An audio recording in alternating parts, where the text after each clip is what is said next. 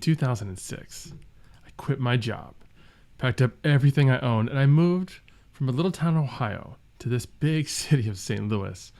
With my trusty laptop and a cell phone and a small apartment, I started my own internet marketing company and began to test every possible way to market a business online. Started using brand new social networks like Facebook and Twitter. I placed online classified ads and more, and I dipped my toes into the world of blogging, and that changed everything. My blog and blogging activities have led to a career in online marketing, travel around the world, and including destinations like San Diego and Paris, a book deal, my best friend. Over the years, I've developed a reputation as a prolific blogger. I've even been called the hashtag blogging brute, and it's been suggested that I'm so good at blogging, I might be blogging right now while speaking, but I wouldn't know anything about that. No, the truth is, I really did blog a lot. When I first started, I was publishing 2 to 3 blog posts per day, which sounds like a lot, but that's easy to do when you don't have any clients or work yet, right? Nothing but time on my hands. I've slowed down since then, but I still write and publish regularly. And so today, I'm going to share with you my system for generating blog post ideas and crafting those posts, as well as my best tips and tricks for creating 10 times better content, 10 times faster. I call this the blogger's mindset. So what we're going to cover today is number 1, who's your blog for? Let's make sure that we're targeting the right audience. And then we're going to get into the blogger's mindset, how to always have great ideas for blog topics right there in front of you.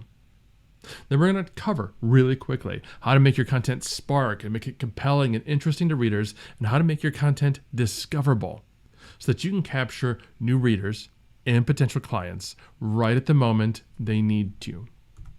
I've also set up a resource page on my site that lists every tool and blogger mentioned here, so that you only have to remember one link: the smh.co/blogging-resources. So let's get started. Do you know who your blog's really for? There are 3 main areas of concern that need to be addressed before you start blogging, and then continuously while you're blogging. And those are focus, targeting, and metrics. Focus, it's important in order to keep your blog content topics as narrow as possible. When you stray off into posts that are off topic, they're usually a waste of time. It seems counterintuitive to keep narrowing the focus of what you're writing about. It may seem like you're limiting your audience, but the fact is, a highly focused set of topics will make it easier for you to figure out what you need to write about and grow a highly interested audience. I mentioned earlier that when I started blogging, I first opened my internet marketing business, and at that time, I thought that writing about anything business related would be good for my audience and great for my blog. Couldn't have been more wrong. Those early posts that I wrote garnered no traffic, no leads, no sales, and therefore were completely worthless.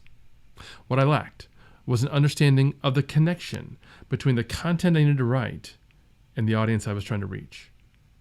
This is why it's a good idea to develop one or more personas for your blog and business.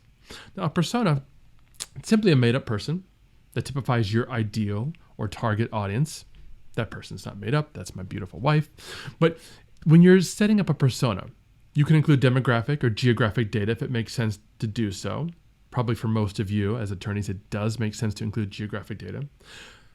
But the more important features are usually their fears, issues, concerns, needs, and goals.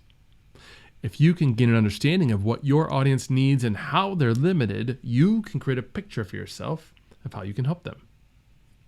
When I was growing up, my dad was a partner at a law firm in that small town in Ohio, and one of his colleagues decided to focus on DUI cases.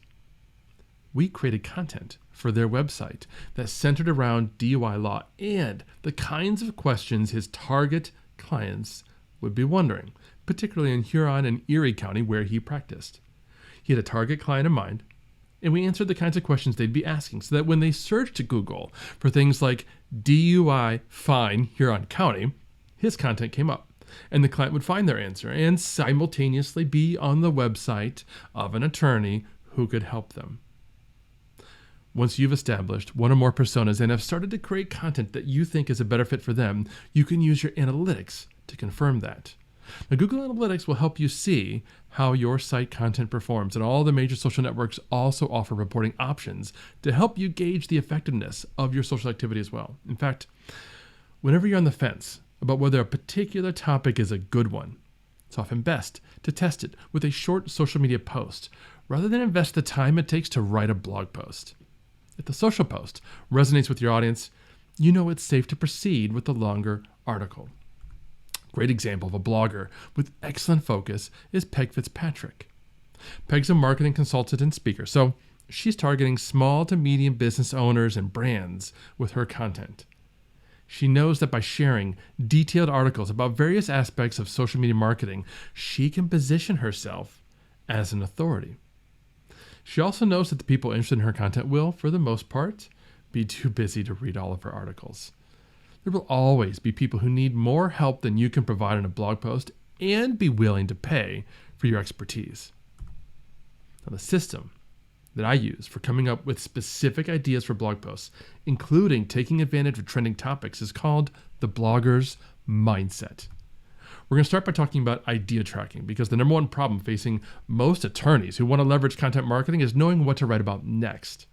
My blogging system completely removes that issue and makes your blogging more effective and less time-consuming. We'll then dive into two distinctly different types of posts to include in your ideas and your publishing calendar: newsjacking and bottom-of-funnel content. Now, idea tracking starts by selecting a tool. I happen to use Evernote, but you could use Apple Notes, Google Keep, Microsoft OneNote, or other similar note-taking apps. Full-blown publishing tools like Word or Google Docs are not as effective, as we want to be able to easily see all of our notes and switch back and forth. It's also critical to use an app that works and syncs with all of your devices. Now, once you have a tracking tool in place, I'm going to show you how to fill it in from all kinds of sources, including social media posts, emails, and apps you can use to research ideas. Within Evernote, I've got a notebook for my blog, and within that are notes for every single blog post idea that I've come up with. When you're first starting out, do some keyword research and begin creating notes for various topics that you think your audience might be interested in. I usually title the note using an initial title idea for the blog post, and then include any other ideas or notes within the note. Then, during the natural course of my days, when I hear something or I read something that makes me think of a potential blog topic, I immediately create a new note within Evernote for that topic. This way, when I have time available for writing, and I do recommend you set aside 30 to 60 minutes per day for writing, all I have to do is scan through all these existing notes and see which topics I feel like writing about.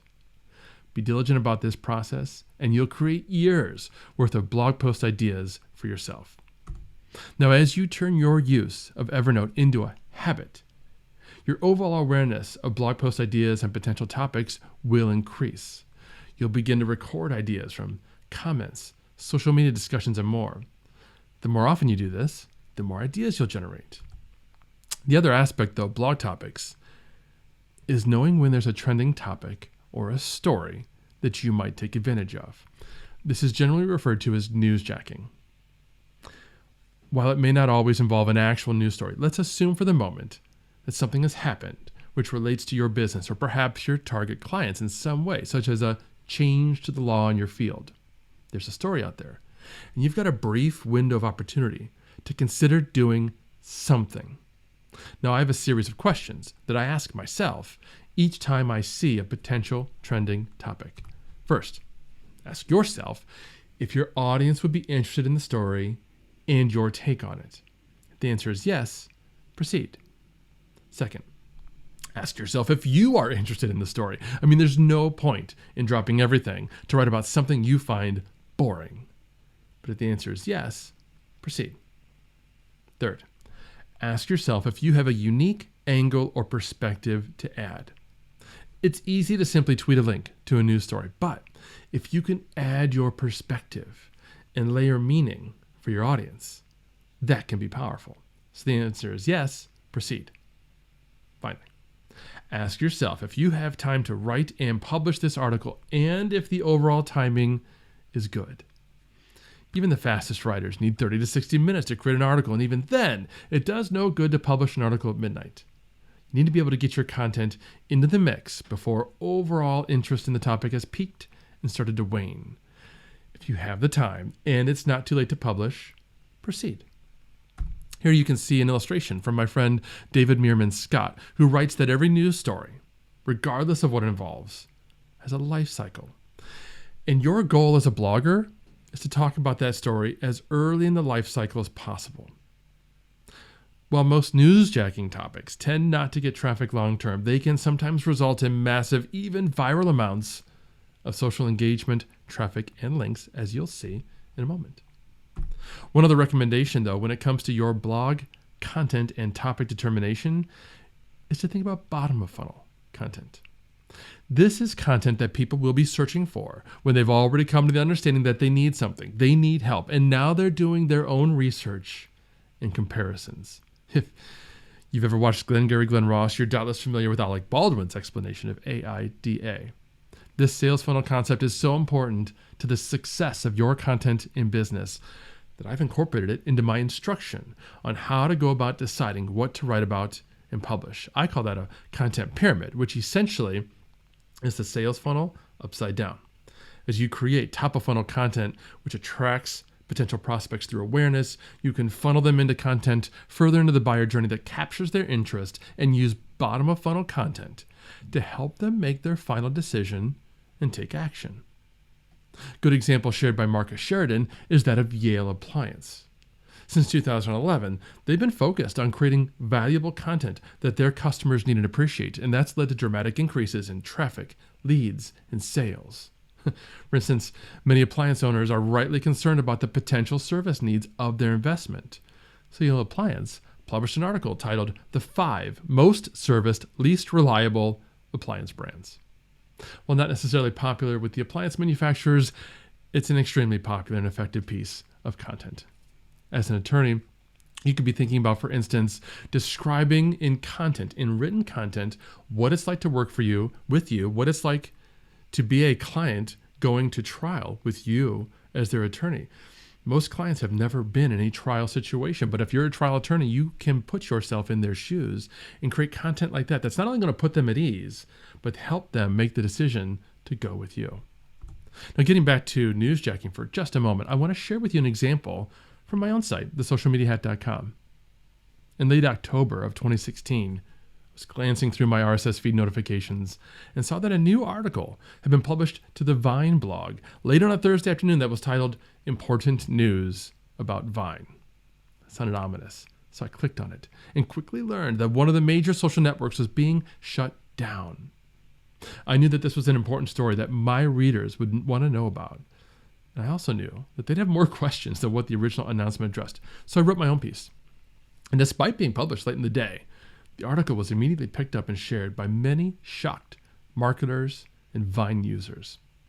As more details emerged, I kept the article updated, and the traffic levels for the first few days were incredible. Interestingly, as it so happens, that article continues to get high levels of traffic to this day.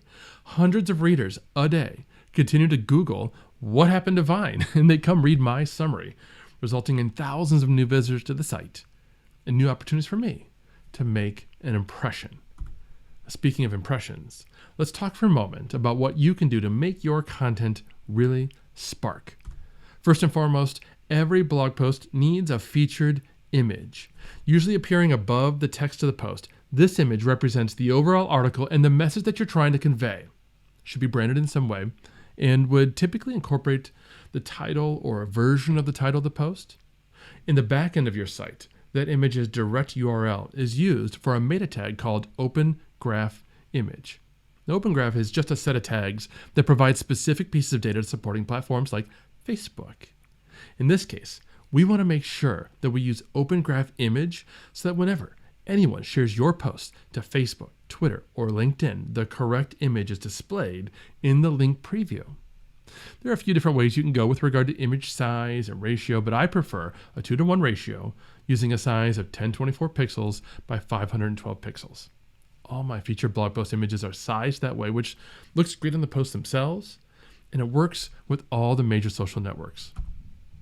After that, there are a number of things that you can do within and throughout the content of your posts to make them more interesting and readable.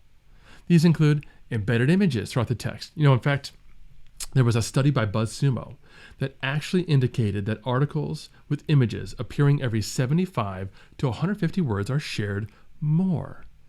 Can you imagine why that might be? Those images could be screenshots, GIFs, graphs, infographics, and so on. It's because those images, they break up the text, they keep the reader's interest, and the reader continues to read on and on and on. And if a reader gets all the way to the end of your article, even if it's not a really long article, but if they get all the way to the end, they're going to be more inclined to share it. Quotes and quote graphics are also good. They help highlight important points and sentiments within the article, as well as add variety to the flow. If you can, embedding social media posts like tweets or even videos from Facebook or YouTube, that can be extremely effective. Not only do they make your article more engaging, but it's possible for readers to engage or view the social media posts themselves, which adds social activity and visibility.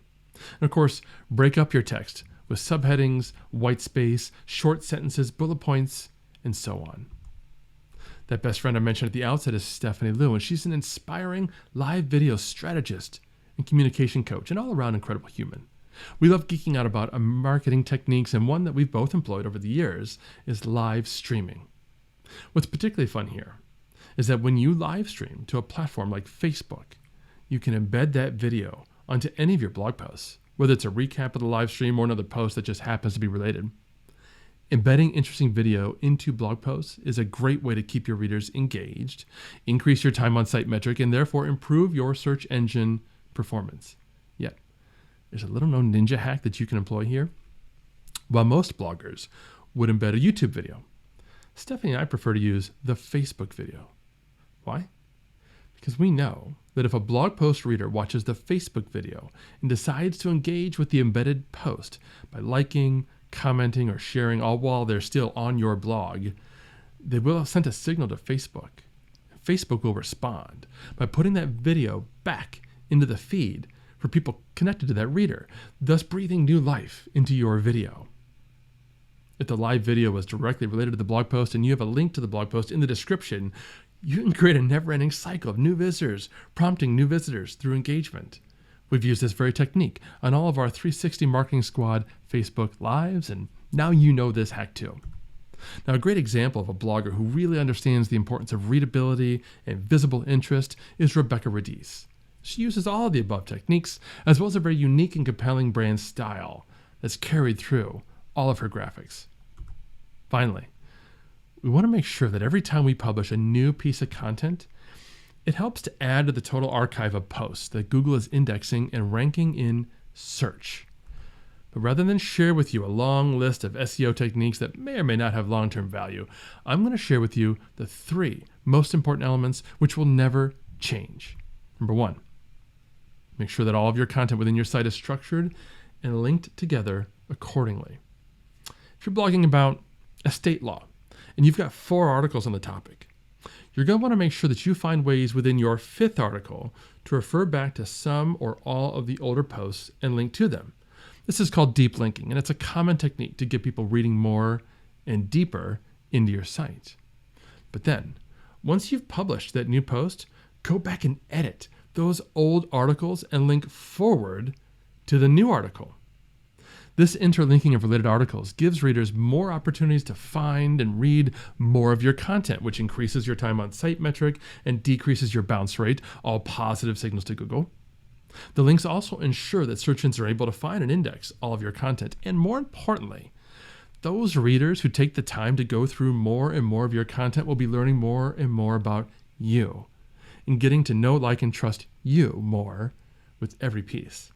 This leads to greater numbers of subscribers, prospects, and clients. Number 2, do your homework. Using research tools like SEMrush, Google Keyword Planner, and BuzzSumo, you can get a better sense for what keyword phrases your target audience is actually using and what the competition is really like for them. And I know every one of you in the audience, you know how to do homework. But there's nothing worse for a blogger than to spend months creating content that is nothing more than our best guess at what people want to know about. Number 3, as I mentioned before, write long-form content. While not every post has to be 2,500 words, the more, the better. In fact, it should be a goal for most businesses and bloggers to create a piece of epic content, 10,000 words or more, once per quarter. If done well, those epic posts will become the pillars of your blog, resulting in massive amounts of organic search traffic. Great example of this is Andy Crestodina's annual blogger survey, which just came out this past week. Each year, Andy puts together a series of questions and presents them to over 1,000 other bloggers. He uses this original research to create a tremendous amount of data and insight into the current state of blogging. His published research is able to answer questions he knows people are searching for, as well as provide ample opportunity for links and inbound referral traffic. But now, do you want to know my super secret way to get 10,000 word epic blog posts? This, my friends, is how you're going to create 10x better content 10 times faster. It starts with a Facebook Live video where you interview one or more guest experts in your industry. Think about other attorneys with similar or complementary focus as you, but who perhaps are serving clients in a completely different part of the country, so they're not in competition and can speak to your subject matter. They'll provide you with tremendous interactive video content that is educational and helpful to your audience. And once it's done, you can download the video and upload it to YouTube, one of the biggest search engines. But now that you've got that downloaded video file, you can do so much more. You can pull that video file into an app like iMovie and slice out short segments for use on social media. You can upload quick answers to questions or comments from your expert to Instagram, Twitter, LinkedIn, Facebook, and of course YouTube, and even Pinterest. You can also post to Instagram and Facebook stories, but wait, there's more. You can save just the audio portion from the video, add an intro, outro, and a bumper in the middle. Now you've got a podcast.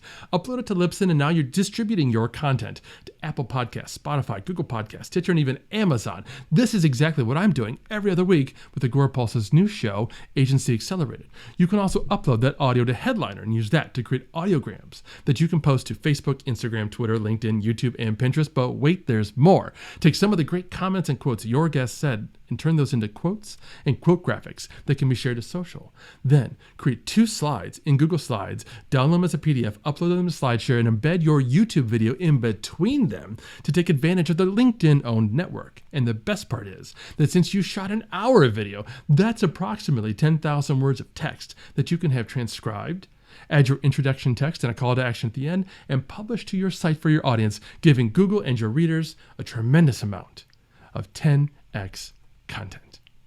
Now, I hope this presentation has provided you with greater insight into the world of blogging and content marketing. I'm sorry I couldn't be there live with you today. If you've got more questions, please do not hesitate to reach out to me directly.